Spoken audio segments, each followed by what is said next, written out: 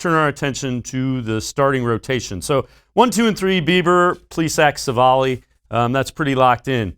4 or 5, there's 3 guys going for it.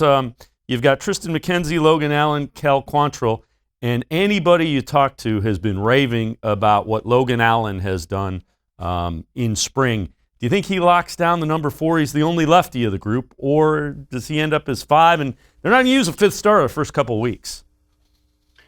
It is interesting because, Dave, like you said, there's so many off days, and you're not sure how they're going to maneuver the rotation with opening up in Detroit on Thursday, then not playing till Saturday. After that, then having another off day the next Tuesday or the next Monday. So I do think Logan Allen is going to make this team and be in the rotation. I think there are some concerns about Triston McKenzie and his control right now.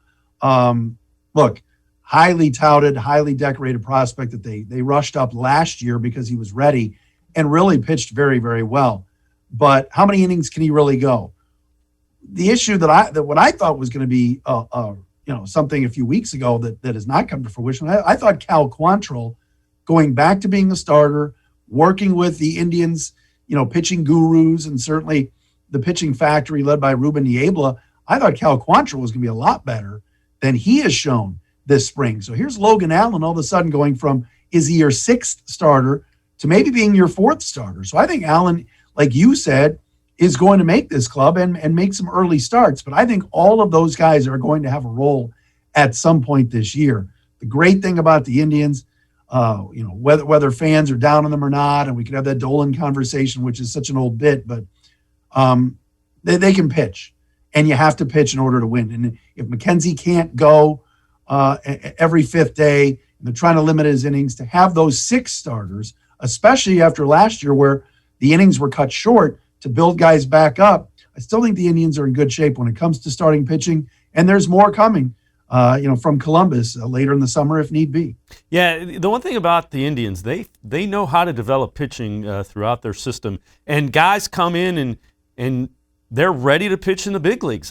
I have no idea how they do it, and if other teams knew how they do it, they'd do it too, but the Indians are very good at making sure their young guys are ready, major league ready when called on.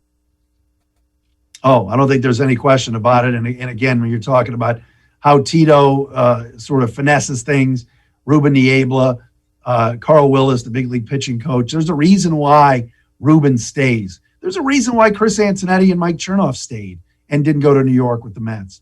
And Tito is still here despite his health. There's a good culture there. There's a good belief that every year the Indians, even in a year like this year, which is almost a transition year, can still make some noise. I think they're going to be better than people think. And if some of these young kids get an opportunity, Owen Miller gets to come up, if Daniel Johnson gets to play, what happens if certain guys light it up down at AAA? Then you have some depth, and you have, you get to show some things. I mean, I think Kyle Nelson out of the bullpen, even if he doesn't start the year, can be somebody that can help the team. So there's some young depth there, and there's guys coming that might be 1 or 2 years away. Then we won't have to be talking about platoons. We'll be talking about a legit lineup that has guys that are really well known, that have been prospects that move up, and it'll be a deep team.